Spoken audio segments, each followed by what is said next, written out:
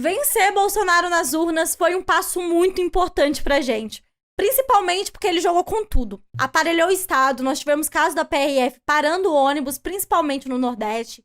A maior tentativa de golpe eleitoral desde 1961. Fora que a gente enfrentou uma estrutura de fake news, de pânico moral, além de casos de compra de votos. Mas a queda do Bolsonaro nas urnas não pode ser tratada como o fim do bolsonarismo. Afinal de contas, o bolsonarismo é hoje uma das forças políticas mais fortes do país. E isso não vai acabar nas urnas ou porque uma instituição diz que acabou. Um exemplo disso é polícia fazendo blitz para impedir pobre de votar, deputada armada perseguindo o homem na rua, Roberto Jefferson baleando e atacando granadas contra a PRF, bolsonarista invadindo festa de aniversário para matar militante, homem invadindo bar, perguntando quem vota em Lula e executando o eleitor, pastor associando a esquerda ao diabo e expulsando fiéis da igreja por não votarem em quem eles querem. Nada disso tá acontecendo porque a natureza do brasileiro é ruim, ou por causa de desalinhamento energético, falta de sorte ou causas naturais. Não! Essa conjuntura é fruta de um processo histórico que foi construído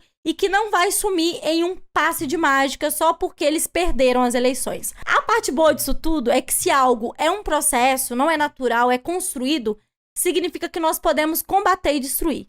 É disso que a gente vai falar no vídeo de hoje. E aí, Zé, pra quem não me conhece, meu nome é Laura Sabino. Pra quem já me conhece, meu nome é Laura Sabino também. Se você é novo por aqui, eu já peço pra se inscreverem no canal, ativarem o sininho, curtirem esse vídeo no mínimo 3 vezes, porque é a maneira que a gente tem para driblar os algoritmos e fazer esse conteúdo chegar em mais pessoas.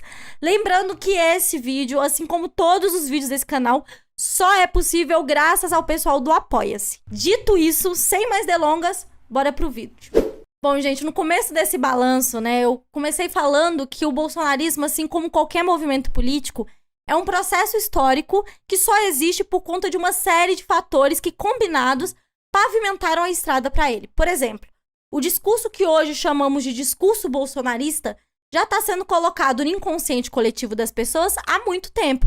Como, por exemplo, programas policiais em TV aberta que pregam que bandido bom é bandido morto, produção que tratam como se a periferia só fosse lugar de crime, já tinham jornalistas democráticas defendendo o linchamento de jovens negros. Os defensores dos direitos humanos que se apiedaram do marginalzinho preso ao poste, eu lanço uma campanha. Faça um favor ao Brasil, adote um bandido. Propaganda anticomunista e mais do que isso, uma mídia que atacava tudo que era ligada à esquerda, né? Que criminalizava movimentos sociais, debate feito sobre corrupção extremamente raso e, mais do que isso, preceitos que são presentes na estrutura do capitalismo, como a ideia da meritocracia, o individualismo, a ideia de que algumas vidas valem mais do que as outras, afinal de contas vivemos em um sistema econômico que precisa que pessoas morram de fome para a economia girar, ou seja, fazem parte da lógica de produção desse sistema, essas ideias. A lógica de competição, porque nem todo mundo vai ter acesso às migalhas, então as pessoas precisam disputar, né? Então, assim, é uma sociedade calcada na competição. Nenhuma dessas coisas nasceram com Bolsonaro. O Bolsonaro, ele é um sintoma de um problema profundo. Ele, assim como todo movimento de extrema-direita, reproduz, dentre muitas coisas, as ideias presentes no capitalismo sendo levadas ao extremo. Por exemplo, a ideia de solução final, eu vivo dizendo que foi proposta pela primeira vez por um ministro no Canadá que pregava que a solução para a questão indígena seria que todos eles morressem. Em 2018, foi descoberto que os Estados Unidos mantêm em sua prisão de imigração crianças presas em jaulas.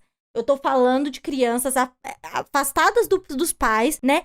Concentradas em uma gaiola por 24 horas. Outro exemplo é a ideia de castração química, que não nasceu na Alemanha hitlerista. A Inglaterra já adotava isso muito antes. São diversos os casos dessas ideias que já existem no capitalismo e que são incorporadas, né, nesse modelo. Provavelmente, você já deve ter ouvido falar que o racismo é estrutural no capitalismo, né? Pois então, o racismo, ele não é só estrutural, ele também é estruturante.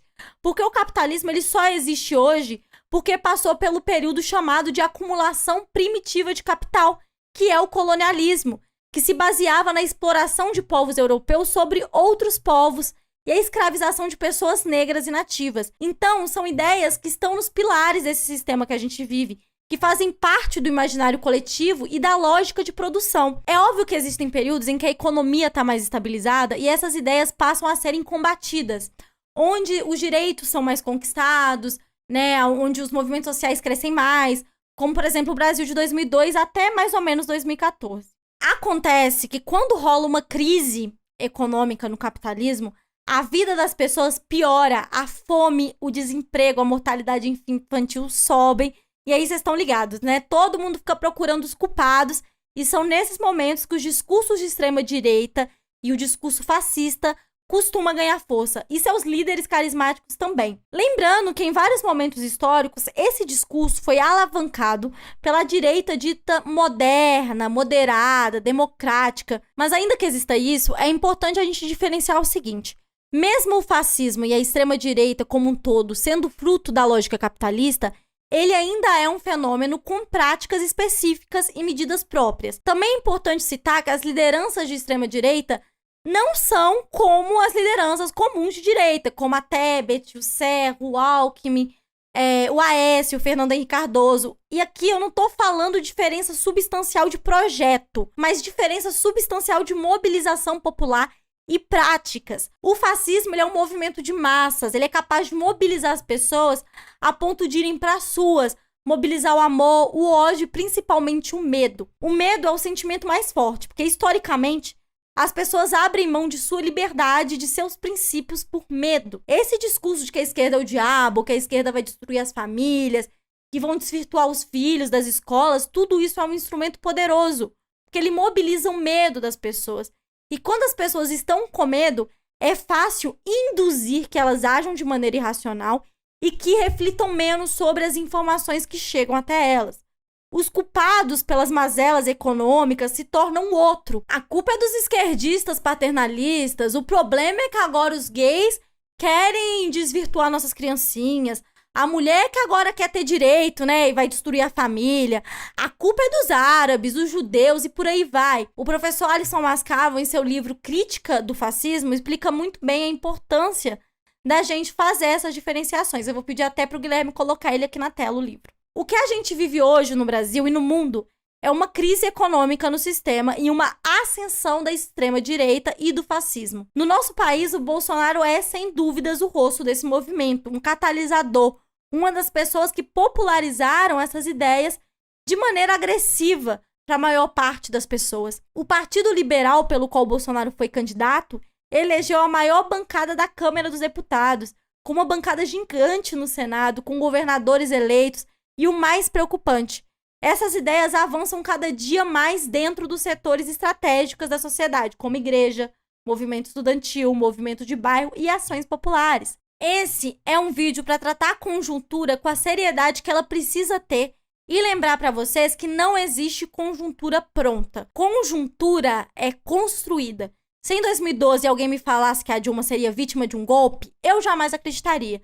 Mas em 2016 eu não tinha dúvidas de que isso ia acontecer. Porque foi se construindo uma conjuntura onde o que era visto como impossível passou a ser visto como inevitável. Nós temos nesse momento manifestações pedindo golpe militar, pessoas fazendo saudações nazistas nas ruas, em estádio de futebol, usando camisas, símbolos, cartazes com as mesmas figuras estéticas fascistas, sendo colado nas ruas do Brasil. É o tipo de coisa que não pode ser ignorado, que não vai sumir se a gente ficar esperando mais 2 anos para ir votar. Também nós não vivemos em um cenário impossível de ser revertido, ou um cenário que devemos nos trancar em casa com medo. Muito pelo contrário, o medo não serve pra gente, porque o medo também pode paralisar. Nós temos uma tarefa que é disputar o cotidiano das pessoas na base, estar presente por meio de cozinha popular, cursinho popular, ações culturais, atos, manifestações nas ruas. Também, assim, é importantíssimo essa última coisa, sabe? É correlação de forças. Em um dos vídeos que já tá gravado pro canal, que inclusive é o meu vídeo preferido e que deve sair nessa próxima semana, eu falo sobre o fenômeno do neopentecostalismo e como hoje essa religião, essa religiosidade, na verdade, se tornou a mais próxima do dia a dia das pessoas e um dos principais disseminadores do pânico moral. É necessário compreender o que é esse fenômeno e o porquê que ele já se aproxima tanto das pessoas. No final do dia, as pessoas vão estar próximas de quem partilha o pão com elas, quem tem uma cesta para oferecer quando se tem fome, quem tá com elas quando os filhos precisam de ajuda em relação a drogas, a problemas, um lugar onde ele tem a certeza que os filhos vão estar seguros em meio a esse mundo louco. Se companheiro é quem partilha o pão, o papel da gente é ser de fato companheiro dessas pessoas, é crescer com nossos movimentos e organizações. Não é momento para pessimismo, mas também não é momento para achar que o problema está resolvido. Para além da construção na base, nossas pautas não podem sair das suas, né? A gente precisa defender regulação de mídia, revogação do teto de gastos, revogação da reforma trabalhista, da previdência e da reforma do ensino médio. Tem a frase do camarada Galo que tiraram de contexto, que inclusive usam pra me atacar, né? Onde que ele fala que mesmo após a vitória do Lula, o papel da esquerda é ir pras ruas. Não é possível acreditar que a extrema-direita será derrotada sem a presença massiva da gente nas ruas. A vitória foi muito incrível. É um período, sim, pra gente comemorar. É sim um momento da gente conseguir ver a nossa força. Foi uma campanha feita nas ruas, sem ter a máquina pública, contra a estrutura inteira do Estado, combatendo fake news, combatendo mentiras, mas também é o momento da gente começar a colocar o pé no chão, sabe? E é isso, eu só queria vir aqui trocar essa ideia com vocês, depois de sossegar, comemorar muito, né? Após fazer meu balanço dos dados das eleições também. E não se esqueçam, gente, de curtir, comentar, inscrever no canal e ativar o sininho, porque quem me segue no Instagram sabe que eu vivo dizendo que o próximo vídeo do canal é um dos melhores que eu já fiz na vida, e eu não vejo a hora de postar ele pra vocês. Abraços e até a próxima. Gente, também tô aqui, ó, com esse cenário novo que ainda não tá pronto e que eu quero que vocês vão me mandando sugestões do que eu coloco aqui no fundo. É isso e até a próxima.